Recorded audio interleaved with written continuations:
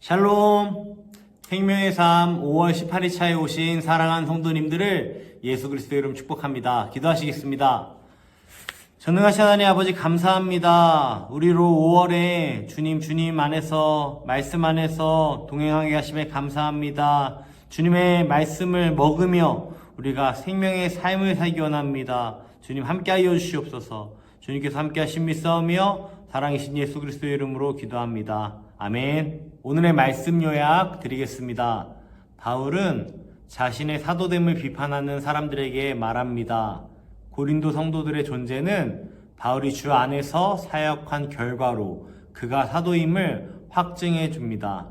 바울에게도 다른 사도들처럼 결혼하거나 일하지 않을 권리가 있으나 바울이 그 권리를 쓰지 않는 것은 복음의 장애가 되지 않게 하기 위함입니다. 오늘의 말씀 보시겠습니다. 오늘의 말씀은 고린도전서 9장 1절로 12절 말씀입니다. 고린도전서 9장 1절로 12절 말씀을 제가 봉독해 올리겠습니다. 내가 자유인이 아니냐 사도가 아니냐 예수 우리 주를 보지 못하였느냐 주 안에서 행한 나의 일이 너희가 아니냐 다른 사람에게는 내가 사도가 아닐지라도 너희에게는 사도니 나의 사도됨을 주 안에서 인친 것이 너희라. 나를 비판하는 자들에게 변명할 것이 이것이니 우리가 먹고 마실 권리가 없겠느냐. 우리가 다른 사도들과 주의 형제들과 게바와 같이 믿음에 자매된 아내를 데리고 다닐 권리가 없겠느냐. 어찌 나와 바나바만 일하지 아니할 권리가 없겠느냐? 누가 자기 비용으로 군 복무를 하겠느냐? 누가 포도를 심고 그 열매를 따먹지 않겠느냐? 누가 양떼를 기르고 그 양떼의 젖을 먹지 않겠느냐? 내가 사람의 예대로 이것을 말하느냐?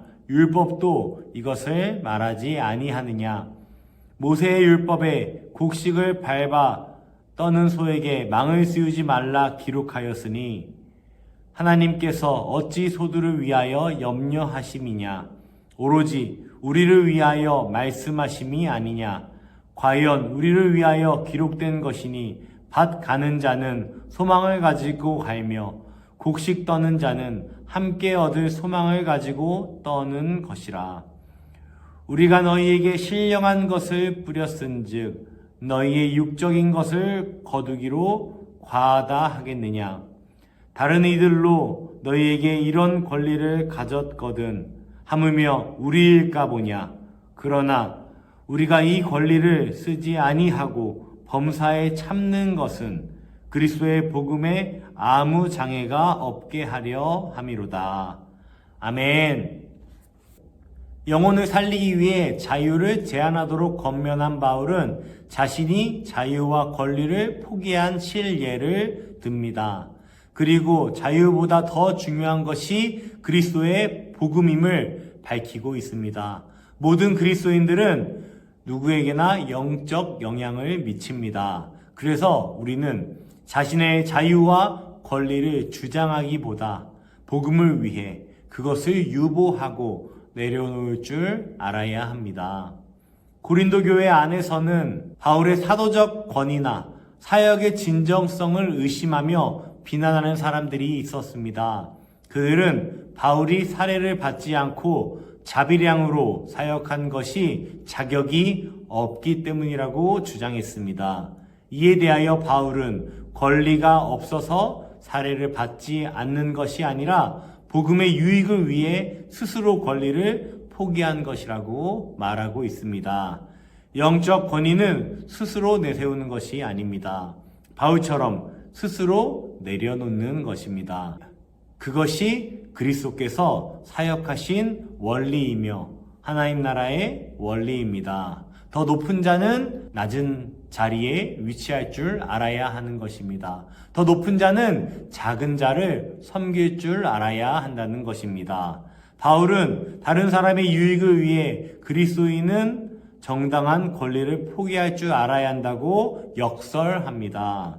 그러면서 구체적으로 자신의 경우를 예로 듭니다. 바울은 얼마든지 환대를 받으며 자신이 하는 수고와 사역에 대한 합당한 사례를 받고 결혼도 하며 배우자의 몫까지 후원을 받을 권리가 있지만 그것들을 다 포기했다고 말합니다.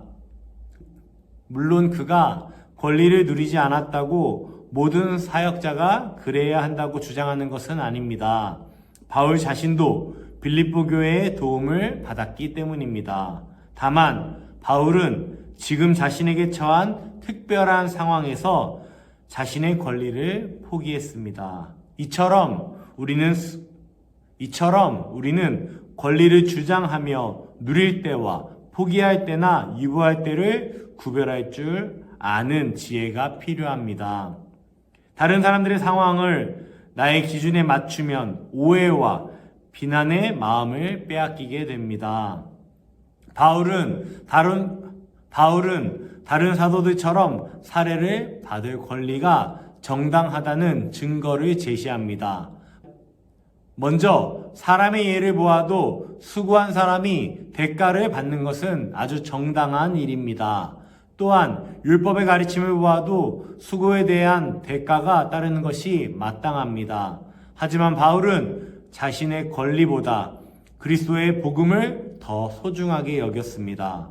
사도의 위치에서 받을 권리를 계산하기보다 자신이 복음의 빚진 자임을 기억했기 때문입니다. 우리도 바울처럼 도저히 갚을 수 없는 은혜를 받은 자입니다. 날마다 내가 받고 누릴 것을 생각하기 전에 하나님께 받은 은혜가 얼마나 큰지, 그게 얼마나 놀라운 은혜인지를 기억해야 합니다. 바울은 자신이 고린도에서 복음을 선포하며 교회를 세운 것을 영적 씨뿌림으로 비유합니다. 이렇게 귀한 일을 한 자신은 사도로서 고린도 교회로부터 사례를 받을 수 있다고 말합니다. 바울은 자신의 사도권에 대한 오해를 덜기 위해 받을 자격이 있지만 스스로 사례를 받지 않는 것임을 밝힌 것입니다. 우리는 아무리 복음을 위한 사역을 한다고 해도 바울처럼 오해받을 수 있습니다. 우리는 먼저 바울처럼 투명한 삶을 살아야 하고 혹 오해를 가진 사람이 있다면 그를 잘 납득시켜야 합니다. 그를 위해 기도해야 할 책임이 우리에게 있는 것입니다. 바울은 다른 사도들이 누리는 권리가 자신에게도 있지만 복음에 장애가 없도록 그것을 사용하지 않는다고 말합니다. 바울이 고린도 교회에서 사역에 필요한 사례를 받지 않는 것은 오로지 복음 때문이었습니다. 복음을 전하는데 장애가 된다면 바울은 자신의 불편함을 충분히 감당했던 것입니다. 우리도 복음을 위해 희생할 수 합니다. 그럴 때 우리의 영적 씨뿌림은 멈추지 않고 지속적으로 열매를 맺을 것입니다. 적용 질문 드리겠습니다. 바울이 자신의 사도직에 대해 변론한 이유는 무엇인가요? 인간적인 권리를 포기하고 오직 복음 전도에 매진하는 사역자를 어떻게 섬겨야 할까요? 한번 자신에게 질문하며 묵상해보는 시간 가지시기 바랍니다. 한 절 묵상 드리겠습니다. 사역자와 성도는 하나님 사랑을 서로 주고받습니다. 사역자는 하나님 말씀을 신실하게 전함으로써 성도에게 사랑의 영적 양식을 공급해야 하고, 성도는 말씀 사역에 헌신하는 사역자에게 사랑의 물적 양식을 공급해야 합니다. 사역자는 최선을 다해 최고의 하늘 밥상을 성도에게 제공해야 하고, 성도는 사역자에게 손을 감추어 인색해서는 안 됩니다. 존중과 사랑으로 내미는 손길은 사역자와 성도 서로에게 좋은 양분과 위로가 됩니다. 권리를 주장하기보다 권리를 하나님께 드리는 것이 지혜로운 자의 태도다. 이동원 목사. 기도하시겠습니다. 우리를 사랑하시는 주님, 복음 전파에 혹 걸림돌이 될까봐 마땅히 누릴 수 있는 권리를 포기한 사도 바울의 마음을 헤아려 봅니다. 가장 중요한 것을 위해 덜 중요한 것을 과감히 버릴 수 있는 믿음을 우리에게 주소서. 내 것이 줄어들지라도 하나님 나라가 확장되는 것을 기뻐하는 사람이 되게 하소서. 주님께서 함께 하심을 믿사오며 사랑이신 예수 그리스도의 이름으로 기도합니다. 아멘.